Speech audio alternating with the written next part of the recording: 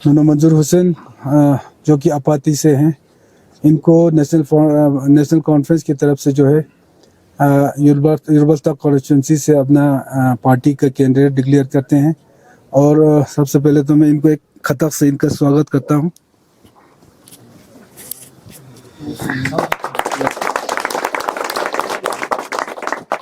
जैसे कि आप सब लोगों ने देखा होगा, हमारा नेशनल कॉन्फ्रेंस ने जो फर्स्ट फेज का जो 16 कैंडिडेट्स का हमने लिस्ट निकाला, उसमें मैक्सिमम हमने कोशिश ये किया है कि इस बार कौंसल में पढ़े लिखे जवानों को मौका दिया जाए।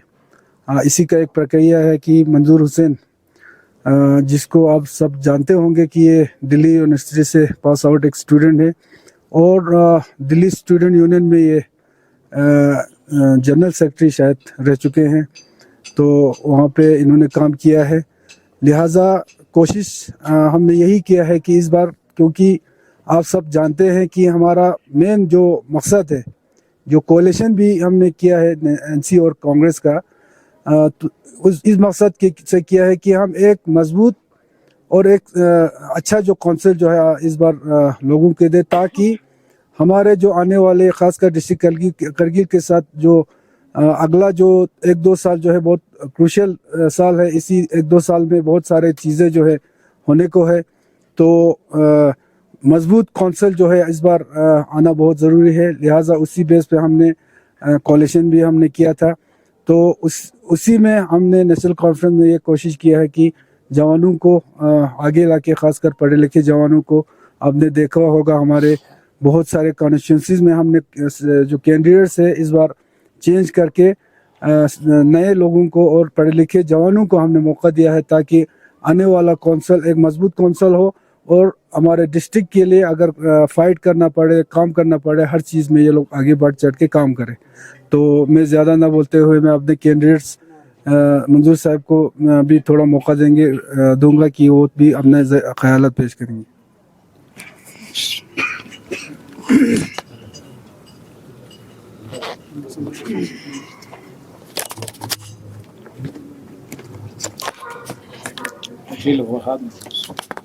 औज़ुबिल्लाहिमिनश्शैतानिर्रजीम, बिस्मिल्लाहिर्रहमानिर्रहीम। सबसे पहले मैं आप मीडिया फ्रेटर्निटी का मैं बहुत बहुत शुक्रिया अदा करता हूं कि आप लोगों ने अपने वक्त में से वक्त निकाल कर यहाँ पर तशरीफ़ लाने का आपका बहुत बहुत शुक्रिया। आप लोगों का यहाँ पे प्रेस करने के लिए आने का मकसद, जो कि 5th LDC इलेक्शन के मैंडेट को डिक्लेयर करने को इनकरेज करने के लिए यहाँ पे आने का बहुत बहुत शुक्रिया। उसके बाद में नेशनल कॉन्फ्रेंस के डिस्ट्रिक्ट प्रेसिडेंट हाजी हनीफा जान का भी मैं बहुत शुक्रगुज़ार हूँ, और तमाम उनके वर्कर्स का मैं शुक्रगुज़ार हूँ कि आप सभी लोगों ने मेरे पे भरोसा करके मुझे इस नेशनल कॉन्फ्रेंस के मैंडेट डिक्लेयर करने का आप सभी लोगों का बहुत बहुत शुक्रिया।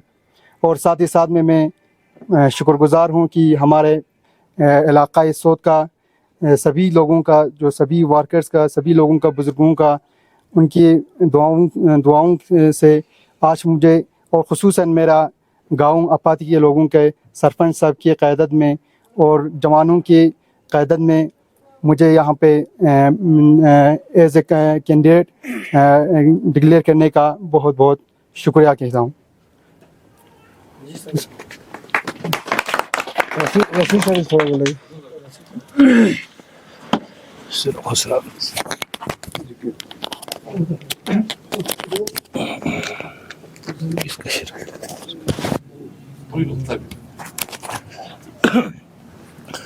औज़ुबिल्लाहिमिनश्शैतानिर्रजीम, बिस्मिल्लाहिर्रहमानिर्रहीम। डिस्ट्रिक्ट प्रेसिडेंट नेशनल कॉन्फ्रेंस हाजी हनीफा साहब, हमारे नए कैंडिडेट मंजूर साहब, हाजी खान साहब, यहाँ पर बैठे हुए सरपंच साहिबान, नेशनल कॉन्फ्रेंस के वर्कर, सोत के गयूर अवाम, मेरे सामने बैठे हुए मीडिया के मेंबर्स, अस्सलाम वालेकुम। जैसे आप लोगों को बखूबी मालूम है, हमारा इलेक्शन 5th इलेक्शन का जो है शेड्यूल अनाउंस होने के बाद लगातार प्रेस कॉन्फ्रेंस हो रहे हैं, हर पार्टी अपने कैंडिडेट निकाल रही है। इसमें खासकर 3 पार्टियां हैं, कांग्रेस, नेशनल कॉन्फ्रेंस और बीजेपी। तो नेशनल कॉन्फ्रेंस और कांग्रेस का जो कोलेशन था उसके बारे में हमारे तमाम लीडरों ने आपको पहले बताया है। मीडिया में बार बार ये जिक्र हुआ कि कोलेशन करने की क्या ज़रूरत है। हमारे कई दोस्तों ने ये भी बोला कि कोलेशन इन्होंने बीजेपी से डर के किया है, कुछ लोगों ने बोला इन्होंने कुर्सी के लिए किया है। तो आप लोगों को सब मालूम है। तो मैं आज करगिल की कौम को और लद्दाख की पूरी आवाम को बताना चाहता हूँ, नेशनल कॉन्फ्रेंस न कभी डरी है न कभी डरेगी। नेशनल कॉन्फ्रेंस एक तहरीक है, कोई तंजीम नहीं है। नेशनल कॉन्फ्रेंस वही तंजीम है जिन्होंने आज़ादी में बढ़ चढ़ कर हिस्सा लिया, डोगरा राज से जनाब अली आप लोगों के हुकूक दिलाया। शहर कश्मीर शेख अब्दुल्ला कई साल जेल में रहे, जेल में रहने के बाद भी उसने कोई कंप्रोमाइज़ नहीं किया। तो जो ये लोग सोचते हैं कि डर के इन्होंने किया है, इनकी गलतफहमी है। हमने कोलेशन इसलिए किया है क्योंकि आपको लोगों को मालूम है, जब हमारे स्टेट को टुकड़े करके 2 हिस्से कर दिया गया, एक जम्मू एंड कश्मीर, एक लद्दाख, यहाँ पर यूटी दिया गया, जिसको मैं आज भी हम नहीं मानते, उसको कहते हैं लद्दाख यूटी, लेकिन मेरे सामने वो लेह यूटी है। करगिल की आवाम की कोई डिमांड नहीं थी यूटी के लिए। आज भी हम जो है इस यूटी के ख़िलाफ़ हैं। यूटी हमें ज़बरदस्ती सौंपी गई है, ना चाहते हुए यूटी दिया गया है। जिनको यूटी दिया गया आज वो भी गमगीन हैं। हमारे एल के भाई भी इस यूटी के अब खिलाफ़ हैं। अगर सेंट्रल गवर्नमेंट को देना ही है, लद्दाख की आवाम के साथ आप लोगों को हमदर्दी है, तो आप हमें स्टेट दे दीजिए। हम यूटी से क्या करेंगे? क्योंकि आपको मालूम है जमहूरियत सबसे ज़्यादा ज़रूरी है। जमहूरियत के बगैर लोगों का जीना हराम होता है। 100 साल अंग्रेज़ों ने हमारे यहाँ पर हुकूमत किया और हमें ग़ुलाम बनाया गया। पूरे हिंदुस्तान को ग़ुलाम बनाने के बाद महात्मा गांधी की सरबराही में हम लोगों ने, हमारे बुजुर्गों ने लड़ाई लड़ी और हिंदुस्तान को आज़ाद कराया। आज 75 साल के बाद करगिल के और लद्दाख के लोगों को दोबारा ब्यूरोक्रेसी के अंदर ग़ुलाम बनाया गया है। आज ब्यूरोक्रेसी के ग़ुलाम हैं हम। आज जो है आज़ाद नहीं है। आप मत समझो लद्दाख के अवाम के आप आज़ाद हो, आप ब्यूरोक्रेसी के ग़ुलाम हैं। एक एलजी और 4 कमिश्नर सेक्रेटरी के ग़ुलाम हैं आप कर क्या सकते हो? आपके लीडरों के पास कोई पावर नहीं है। आपका हिल कौंसिल को सिर्फ झंडा और डंडा दिया गया है। क्या पावर है हिल कौंसिल के लिए? कुछ पावर नहीं है। आप मामूली सा एक फंड ट्रांसफर नहीं कर सकते सीसी दोनों, चाहे ले के मेरे भाई हो या करगिल का मेरे भाई हो। तो हमें इसके खिलाफ लड़ना है, इस नाइंसाफी के खिलाफ लड़ना है। मैं एलजी के खिलाफ नहीं हूँ, मैं कमिश्नर सेक्रेटरियों के खिलाफ नहीं हूँ, लेकिन मैं इस ब्यूरोक्रेसी के खिलाफ हूँ, क्योंकि ये ब्यूरोक्रेसी के अंदर हमें गुलाम बनाया गया है। क्या हम गुलाम हैं इनके? हम गुलाम बनने के लिए तैयार नहीं है। हमारी करगिल की आवाम देख के आवाम गुलाम बनने के लिए तैयार नहीं है। मैं सेंट्रल गवर्नमेंट से गुजारिश करूंगा इस प्रेस मीडिया के थ्रू कि आपको लद्दाख के लोगों से हमदर्दी है, आप हमें फुल फ्लेज स्टेट दीजिए, वरना हमें दोबारा जो एजेंट के स्टेट के अंदर डाल दीजिए, क्योंकि हम ब्यूरोक्रेसी के नीचे बैठ के गुलाम बनने नहीं चाहते हैं।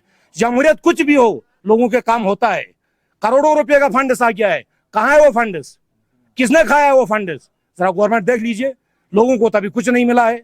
अब आप हमारे बीजेपी के भाई बोल रहे हैं कांग्रेस और एनसी ने कोलेशन डर के किया। मैं आपको बताना चाहता हूं लद्दाख के अवाम को, हमने डर के नहीं किया। हमने करगिल की बका के लिए कोलेशन किया है। हम जानते हैं कि बीजेपी और आरएसएस का प्लान क्या है। हम जानते हैं आरएसएस और बीजेपी अगर करगिल में आ गए, ये यहाँ पर मजहबी तफरका फैलाएंगे, ये यहाँ पर बुरके पे पाबंदी लगाएंगे, ये यहाँ पर गाय को बचाएंगे, मुसलमानों को मारेंगे, ये अखलाक जैसे लोगों को मारेंगे। तो आप लोगों को मालूम होना चाहिए हमने इन फाशिस्ट ताकतों को करगिल से बाहर रखने के लिए कोलिशन बनाया है। हम बीजेपी के ट्रक खिलाफ नहीं है, या बीजेपी के जो अपाई हमारे यहाँ पर अभी लड़ रहे हैं। क्या आप चाहते हो करगिल में भी बुरके पर पाबंदी लगे? क्या चाहते हो हमारी माँ बहनें जो है बगैर पर्दा के चलें? अगर बीजेपी का यहाँ कौंसल बनेगा, याद रखना किसी न किसी दिन यह नौबत जो बाहर आ रही वो यहाँ पर भी आएगी। जम्मू एंड कश्मीर में हुआ है क्या? हालांकि मैं पीडीपी के एहतराम करता हूँ, पीडीपी वालों ने बीजेपी को मौका दिया एक बार सेक्रेटरीट में आने का, एक बार बीजेपी घुस गई। हालात आप देख रहे हो। अगर कौंसल में एक बार बीजेपी घुस गई, याद रखना करगिल वालों, आप लोगों का सही नहीं होगा। आप लोगों को अपनी मजहबी आजादी नहीं मिलेगी। आप देखते हो कर्नाटका में क्या हो गया था। आज कांग्रेस की हुकूमत आ गई, दोबारा बुरके पर पाबंदी हट गई। आज मेरी माएं बहनें वहां बुरका लगा के, हिजाब लगा के जा सकती हैं। इनका मकसद है नंगा करके लोगों को चलाना, बीजेपी और आरएसएस का इनकी आइडियोलॉजी है। और ये बीजेपी और आरएसएस हमें क्या बताएंगे, हमें देशभक्ति क्या सिखाएंगे? ये वो लोग हैं जिन्होंने अंग्रेजों की गुलामी की। जब पूरी कौम अंग्रेजों के खिलाफ लड़ रही थी, ये तो अंग्रेजों की तरफदारी कर रहे थे। ये तो बोल रहे थे हमें आजादी नहीं चाहिए। इन्होंने आरएसएस ने अपने दफ्तर में झंडा नहीं लगाया था हिंदुस्तान का, आज ये हमें सबक सिखाएंगे यहाँ पर आके। इसलिए मेरे भाइयों और बुजुर्गों, आपके जो मैं अपनी करगिल कौम से, क्योंकि बार बार शायद हमें बोलने का मौका भी नहीं मिलता है, टाइम भी नहीं मिलता है, आप लोगों को सोचना है, आप लोगों को लद्दाख को बचाना है, चाहे बुद्धिस्ट भाई है चाहे मुस्लिम भाई हो। आरएसएस और बीजेपी का आइडियोलॉजी क्या है, आज कितने बिल पास कर रहे हैं वहां पर आप देख ले, जो 3 तलाक का बिल, लड़कियों के हुकूक का बिल, बोरके का बिल, अब ला रहे हैं जनाब यूनिफॉर्म सिविल कोड। जब यूनिफॉर्म सिविल कोड लग जाएगा आपकी मजहबी आजादी खत्म हो जाएगी। अजान पर पाबंदी की बातें चल रही हैं, तो कारगिल वालों सोचो, ये जो एजेंट आ रहे हैं आपके साथ क्या करने वाले हैं। मैं बीजेपी के भाइयों से पूछना चाहता हूं, यहाँ के 2 मुसलमान लीडर थे हमारे बीजेपी में, शाहनवाज हुसैन साहब, मुख्तार हुसैन अंसारी साहब, दोनों को निकाल दिया। वो दोनों मेंबर कमेटी में थे। बीजेपी का मकसद थे सिर्फ और सिर्फ जनाब हिंदुत्व का वो प्रचार करना चाहते हैं, उसको आगे बढ़ाना चाहते हैं। अब हमने देखना है क्या हम बीजेपी का साथ दें या देश का साथ दें। हमने बीजेपी को भगाना है और देश को बचाना है। हमने गांधी की देश को बचाना है, हमने गांधी के ख्वाब को पूरा करना है। इसलिए मैं आप लोगों से गुजारिश करूंगा, आप लोग सोच समझ के ले लीजिए। बीजेपी की बातों पे नहीं आइए। कांग्रेस एनसी ने कोalition बनाया है सिर्फ कारगिल कौम के लिए। हमें कुर्सी की कोई जरूरत नहीं है। कुर्सी की जरूरत है हम इलेक्शन लड़ते, हमने इलेक्शन लड़ना भी छोड़ दिया। हमने सिर्फ कारगिल कौम के लिए हमने जनाब आज ये जो है आपका कोalition किया हुआ है। रहा जहां तक कैंडिडेटों का सवाल, आप लोग खुद देख लो, हमने नेशनल कॉन्फ्रेंस में जितने भी कैंडिडेट हैं पढ़े लिखे लड़के हैं। ये लड़का दिल्ली में, दिल्ली आप लोगों को दिल्ली यूनिवर्सिटी का तो पता है, सबसे बड़ी यूनिवर्सिटी है जनाब हमारे इंडिया की, वहां पर जनरल सेक्रेटरी का काम कर रहे थे और ये बिलोंग करते हैं सोच से। आपको पता है सोच से आज तक हमने 3 यहाँ पर सीसी दिए हैं। अब हम चाहते हैं इन फ्यूचर में 4था सीसी सोच के लिए तैयार करें, सीसी का कैंडिडेट के लिए, क्योंकि इन जवानों को आगे बढ़ाना है। काचो साहब हमारे बाप के बराबर हैं, बहुत बार सीसी बैठे हैं, बुजुर्ग हो गए हैं। फिरोज साहब भी 30-40 उम्र 2 या 3 बार और सीसी बनेंगे। भाई पीछे से टीम को तो तैयार करो, सोच वाले आप लोग टीम तैयार करो। मैं चाहता हूं सोच में ही सीसी रहे, ऐसे लोगों को जगह दे दो। बुजुर्गों को थोड़ा पीछे हटना चाहिए, जवानों को जगह देना चाहिए। जैसे कमरलिया खान साहब हमारे लीडर हैं, खुद पीछे बैठे, जवानों को आगे दिया। तो हम चाहते हैं यहाँ पर पढ़े लिखे लड़के आए ताकि सौदा करने से कौम को बचाएं। अनपढ़ लोगों को क्या पता जनाब अली क्या हो रहा है, बीजेपी का वाले क्या जानेंगे जनाब अली कौम का दर्द क्या होता है। आप लोगों ने हर वक्त कौम का सौदा किया है, हर वक्त सौदा करते आ रहे हो, लेकिन इंशाल्लाह नेशनल कॉन्फ्रेंस ना कौम का सौदा करने देगी, ना नेशनल कॉन्फ्रेंस अपनी लोगों की जो है बेइज्जती होने देगी, न कभी इनका सर झुकने देगी। हम इनका सर को खड़ा रखेंगे, करगिल की कौम के सर को जो है बुलंद रखेंगे। जहां तक हमारे मंडेट का सवाल और संबल का सवाल है, आप लोगों को मालूम है, अरे डर तो आप गए बीजेपी वालों, आप लोगों ने यूटी एडमिनिस्ट्रेशन को चीफ इलेक्शन एजेंट बना के रखा हुआ है। आपका बीजेपी के जितने भी यूटी एडमिनिस्ट्रेशन है, आपने उनको इस्तेमाल करके हमें संबल देने नहीं दिया। हम कोर्ट में चले गए, सिंगल बेंच का डिसीजन आया, डबल बेंच का डिसीजन आया, कल कंटेम्प्ट भी हो गया। अरे कुछ फर्क नहीं पड़ेगा अगर आप झंडा नहीं दोगे। नेशनल कॉन्फ्रेंस के झंडा और हल का निशान लोगों के दिलों में, देखोगे 10 तारीख को क्या होता है आप लोगों को। जमानत नेशनल कॉन्फ्रेंस जिंदाबाद, जम्मू कश्मीर नेशनल कॉन्फ्रेंस जिंदाबाद, जम्मू कश्मीर नेशनल कॉन्फ्रेंस जिंदाबाद। मैं यूटी एडमिनिस्ट्रेशन को आपके माध्यम से कहना चाहता हूं, आप लोगों को न्यूट्रल रहना चाहिए। आप लोगों को दलाल नहीं बनना चाहिए बीजेपी का, क्योंकि आप ऐसा अफसर हो। आप लोगों को दलाल बनने से रुक जाना चाहिए, क्योंकि ये देश के हित में नहीं है। ये जो है जमहूरियत के खिलाफ है। जज साहबान आपको ऑर्डर दे रहे हैं, आप जनाब अली उस पर इम्प्लीमेंट नहीं करो, हमें कुछ फर्क नहीं पड़ेगा। ये तौहीन अदालत है, लेकिन हम ज्यादा देर इसका बर्दाश्त भी नहीं करेंगे, क्योंकि हम कानून की बालादस्ती और अपने अदलिया की बालादस्ती के लिए इंशाअल्लाह जरूर निकलेंगे सड़कों पे। हम दिखा के देंगे कि हम अदलिया की बेइज्जती कभी बर्दाश्त नहीं करेंगे। हाँ, आप लोग बीजेपी और आरएसएस के दबाव में बैठ के आज जो है हमें सिंबल नहीं देना चाहते हैं, कुछ फर्क नहीं पड़ेगा। देखते हैं कल 23 के अगर आ गया नहीं तो हम बगैर सिंबल के भी लड़ेंगे और अपने तमाम कैंडिडेटों को जिता के दिखाएंगे इंशाल्लाह। हमारी उम्मीद है, क्योंकि कारगिल की कौम समझ चुकी है। बाकी मैं ज्यादा वक्त आप लोगों का नहीं लूंगा। आप लोगों का मीडिया पर्सन से मेरी सिर्फ यही गुजारिश है, आप वही दिखा दीजिए जो सच है, झूठ दिखाने की कोई जरूरत नहीं है। और आप लोगों से यही गुजारिश है, जहां पर भी नाइंसाफी होती है, खासकर हमारे साथ जो अभी हुई है हमारे सिंबल के बारे में, आप लोगों को हाईलाइट करना चाहिए, क्योंकि ये आज हमारे साथ हुआ, कल किसी और के साथ भी हो सकता है। हम तो बोल सकते हैं, चिल्ला सकते हैं, स्टेट में एक पार्टी है, कल आपके यहाँ पर भी कोई एक छोटी पार्टी बनेगी, ये तो इन विचारों को तो घरों से बाहर निकलने नहीं देंगे। इसलिए मेरी गुजारिश है यूटी एडमिनिस्ट्रेशन से, खास सर एलजी साहब से, कि आपको यहाँ पर न्यूट्रल बैठ के काम करना पड़ेगा। ये एक बॉर्डर एरिया है, चाइना नजदीक में, पाकिस्तान नजदीक में, हम नहीं चाहते यहाँ हालत खराब करना। कश्मीर में क्या हालत हुए, यही जुल्म हुआ कश्मीर में। कश्मीर के लोगों ने बंदूक नहीं उठाया, ऐसे बंदूक नहीं उठाया, उन पर जुल्म किया गया था। तभी यही इलेक्शनों में हेरा फेरिया की गई। मणिपुर में क्या हो गया आप लोग देख रहे हो। हर जगह में जनाब दंगे फसाद किया जा रहा है। वो किस लिए? क्योंकि एडमिनिस्ट्रेशन जो है वो जो है पॉलिटिकल पार्टी के अंदर घुस गई है, सिस्टम को खराब किया गया है। इसलिए यूटी एडमिनिस्ट्रेशन से, एलजी साहब से मेरी गुजारिश है कि आप न्यूट्रल बैठ जाइए। नेशनल कॉन्फ्रेंस का आपका पूरा साथ होगा। अगर आप तरफदारी करेंगे, नेशनल कॉन्फ्रेंस वाले डरने वाले नहीं है, सड़कों में जरूर उतरेंगे इंशाल्लाह। ये आपको वक्त आने पर हम दिखा कर देंगे। Thank you.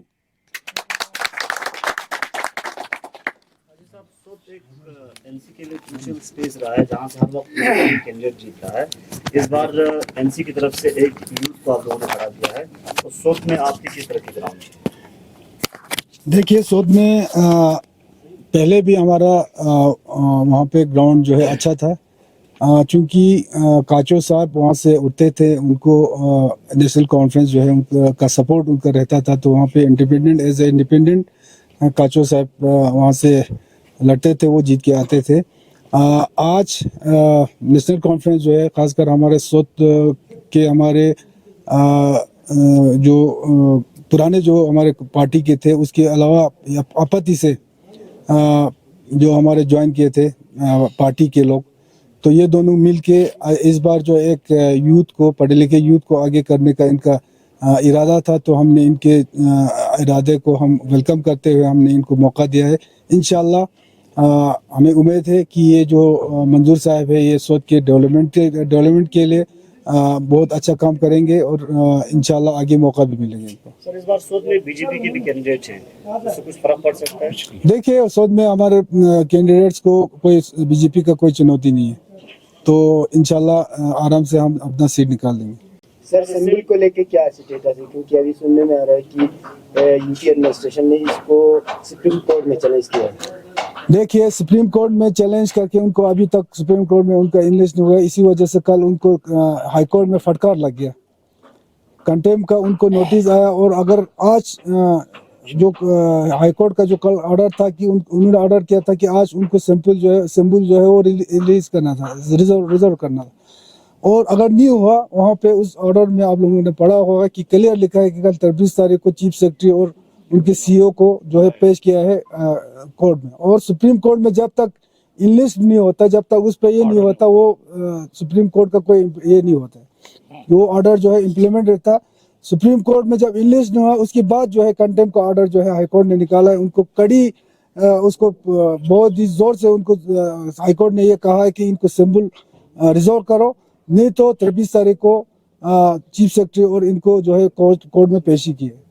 अभी तक नेशनल काउंसिल की तरफ से कोई सिंबल पे फॉर्म भरा है कि नहीं? सिंबल पे अभी हमारे कोई भी कैंडिडेट्स ने, आज हमारे मैक्सिमम कैंडिडेट जो है कल फॉर्म भरेंगे, और इंशाल्लाह आज कुछ लोगों ने भरे हैं, वो ऐसे इंडिपेंडेंट पे भरे हैं, और कोर्ट का ही ऑर्डर आएगा कल, वो भी जो है सिंबल में कन्वर्ट हो जाएगा, वो तो ऑटोमेटिकली कन्वर्ट हो जाएगा।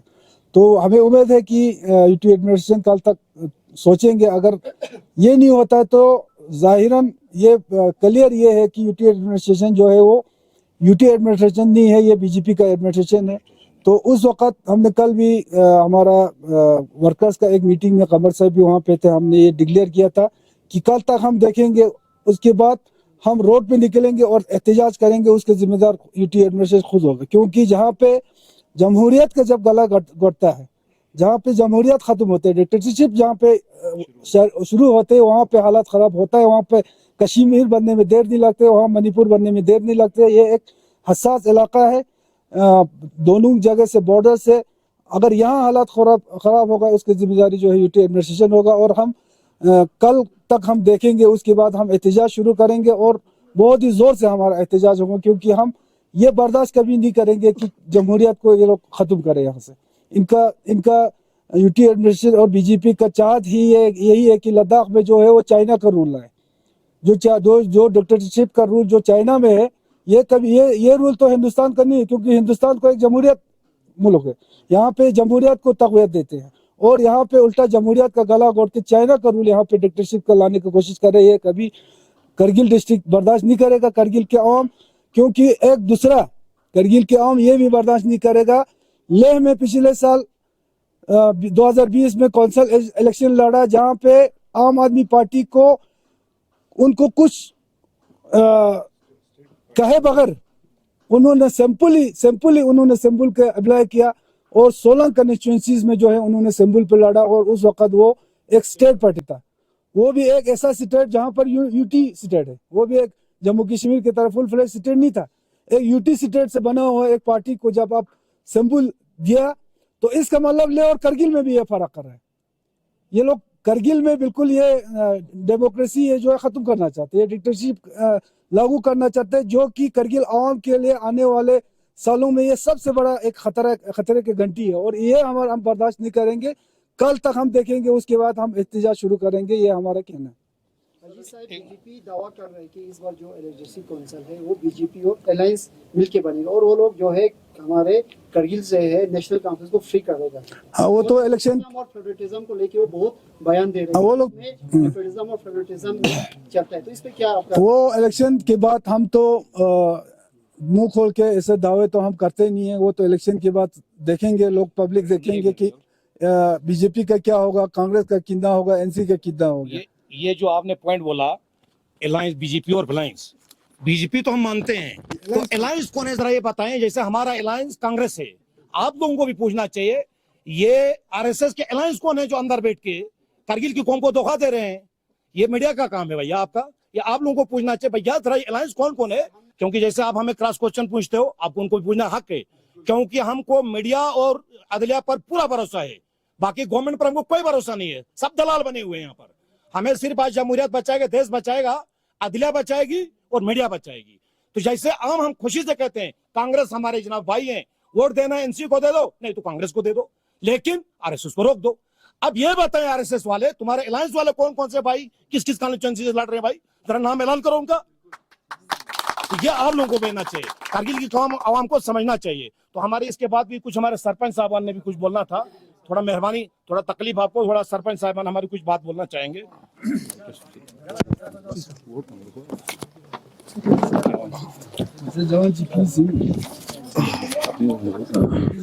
Auzubillahi mineşşeytanirracim. Bismillahirrahmanirrahim. मैं अखुल मोहम्मद अली सरपंच कमेलिन सर छाना चास दिन सकपा का त्रि खुशी का फिन चिक छे कौंसल चियत पिन छाना दी कौंसल पेन दंग कौंसल गपा इन सुंगति करिलियं छाना चास लेगे ना इंसानियत का लस बुक जरे मनंगति अलके सोताना गरीब जवान चिक मंजूर हुसैन चास दी का कैंडिडेट लफिन सेट दो सबसे पहले मनंगति एनसी प्रेसिडेंट हाजी हनीफा जान साहब, एक्स हमारे गुलाम रसूल नकवी साहब, दो नंगती एनसी पूरा कार्यकर्ता ब्लॉक प्रेसिडेंट हाजी मोहम्मद हुसैन, ये दो गांव मेहरबानी अस्तहदिल शुक्रिया जज दोनों खुसून कमर अली अखन साहब नती फिरोज खान साहब कौन सा शुक्रिया जज की दिरिंग दिंग अच्छा एनसी मंडे पुता से अच्छा दिका मंजूर हुसैन लदी का क्यों से दिन दिका कवरेज बयानता मीडिया पर अच्छा का बहुत बहुत शुक्रिया छाना अच्छा सरपंच गांव में तरफ ना मेहरबानी जरूरत नती अच्छा में शर्मा के तां से बच सकते अवामा अमा स्ट्रीमो काका फोन अच्छे स्ट्रीमो गांव में ये जहती सों से दी जवान छुका तो फिर से ngатang मेंदा दंग कतलम इंशाल्लाह ngati सोचा नु तरके छाचा वो काका त्रिलास वो खत्म छाचा इंशाल्लाह मेहरबानी तो यहां सक ये जहती सों से खवा और पतांचा कीमती मेहरबानी शुक्रिया व अस्सलाम वालेकुम।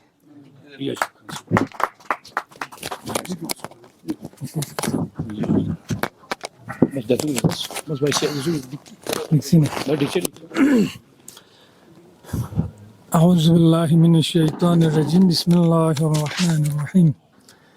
Haji Muhammad Khan yang tahu pata sarpanch apati jadi nono punanga zomin dupade barbar engat sak basansnan la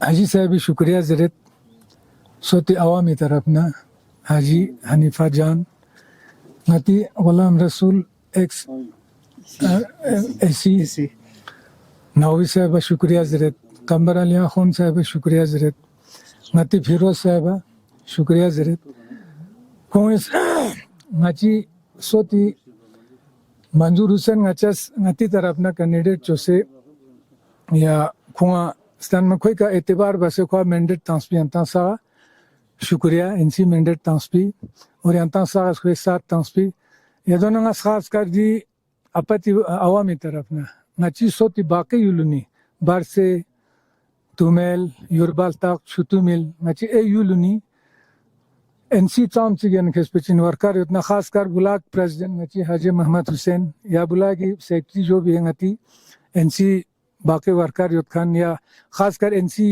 यानी आवाम गांव अच्छा अपती तरफ ने शुक्रिया जरत पहली बार सोते अनुक शायद पहली बार योंसिन मैंडेट चिक सोते अनुक मेदनरे के ने केस पचिना मैक्सिमम आज़ाद के उम्तिन मैंडेट चिक नसीब चीज़ों में शायद पिन दयान अंगाज़ ने केस पचिना शुक्रिया दे प्रेसिडेंट दियांता किंगाची अपते तंस दी मैंडेट पो पहली बार योंसिन और ngati सोती यानी केस पचिना शर्मा सुनसे अमा स्ट्रिंगमो खासकर जवान उनला मेहरबानी जरत यानी केस पचिना दी मंजूर ला हिमायत बसे ख्वासगज यानी कोशिश बसे रंग वो टुनतांग से दु कामयाब बोस ngati सोती फाखिरिन एनसी तरफ ने मैंडेट थोपचस्पो चिक निस्वा दूसरा दी का नावी साहब सांस हाजी साहब ने खुनलिस सागज यानी केस पचिना जवान उनला मौका तंगमा जरूरी है माचा ननिंग न फल्ला गदी कोशिश वो बस किनकी जवान चिक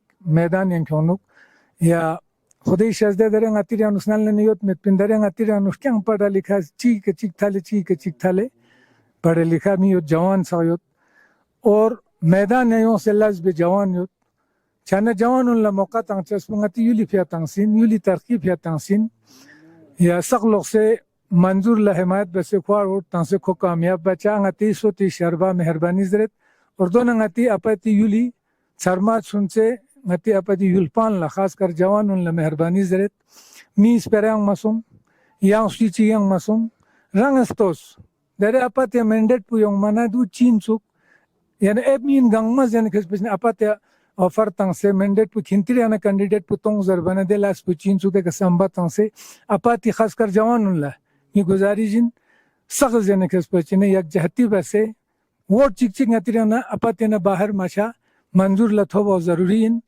नी तरफ ने मेहरबानी अंता सा शुक्रिया वस्सलाम वालेकुम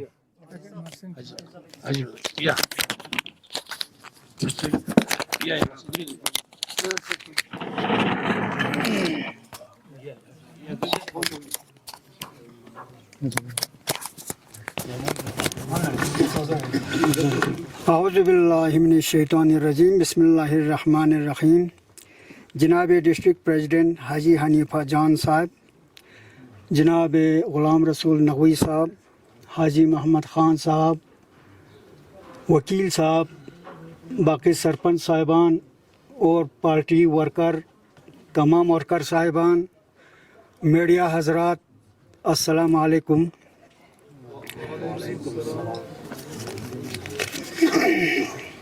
कौंसल फिफ्थ इलेक्शन के नोटिफिकेशन निकलने के बाद हम सबों में काफ़ी हलचल होने के बाद आज हमें अपना पार्टी का मैंडेट हासिल करके हम अपना हर दिल अजीज़ कैंडिडेट नोनो मंजूर हुसैन को मुंतखब करके मैदान में उतरने में कामयाब हुए हैं। इसलिए हम सोच के तमाम लोगों को, पार्टी वर्करों को दिल से मुबारकबाद पेश करता हूँ और बिलखुसूस पार्टी हाईकमान और नोनो मंजूर को दिल की अमीर गहराइयों से मुबारकबाद पेश करता हूँ।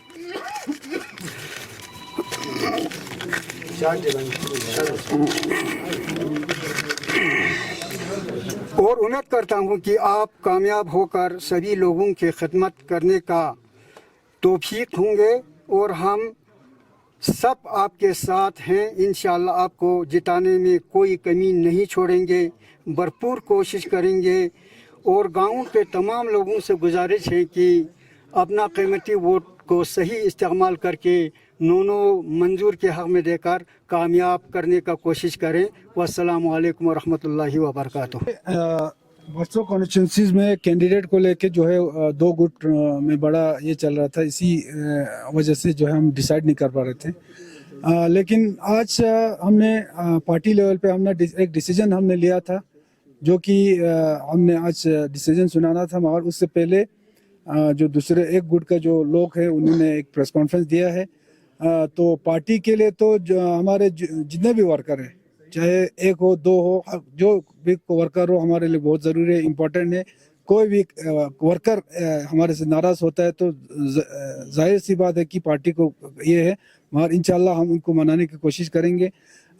उसके अलावा भी हम कैंडिडेट इंशाल्लाह अगले 1-2 घंटे में वहाँ से हम कैंडिडेट अनाउंस करने जा रहे हैं, और उस कैंडिडेट के साथ भी इंशाल्लाह 1-2 गांव नए लोग जो है वो इस पार्टी में शमूलियत करेंगे। आपको 2-3 घंटे के बाद पता चलेगा, वो आपको पता चलेगा 2-3 घंटे के बाद इंशाल्लाह प्रेस कॉन्फ्रेंस होंगे। सर, राहुल गांधी का 1-2 दिन में विजिट है करगिल में, क्या अगर सैंपल आपको नहीं मिलता है तो आप राहुल गांधी से भी मिल सकते हैं? बिल्कुल मिलेंगे। राहुल गांधी का हम स्वागत करते हैं करगिल में ही नहीं, पूरे लद्दाख में, क्योंकि ये राहुल गांधी इस देश का सबसे बड़ा लीडर है, दुनिया में माना हुआ एक लीडर है, और सबसे बड़ी बात एक ईमानदार, एक जवान और देश के लिए एक काम करने के ख्वाहिश रखने वाला एक लीडर है।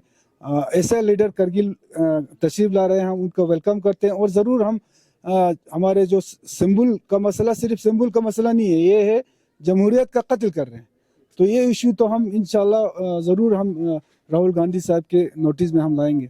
सर, सिंबल न मिलने की सूरत में बीजेपी के लिए एक अच्छा जवाब ये नहीं होगा कि जितने भी आपके कैंडिडेट है वो सारा कांग्रेस के मैंडेट देने? बीजेपी को जो जवाब देना होगा इंशाल्लाह हम बड़े जोरदार से देंगे, उनको मुंह पे तमाचा मार के हम जवाब देंगे, वो जवाब अब सबको पता चल जाएगा। आवाज दिल्ली में सुनाएंगे, थप्पड़ यहाँ लगेगी, आवाज जनाब वाली पार्लियामेंट में होगी, दिल्ली में, पार्लियामेंट में भी होगा और आरएसएस के ऑफिस में भी होगा।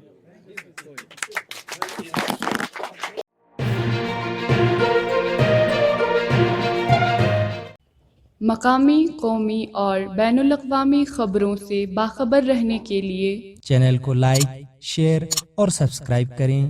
साथ ही बेल आइकन दबाना न भूलें।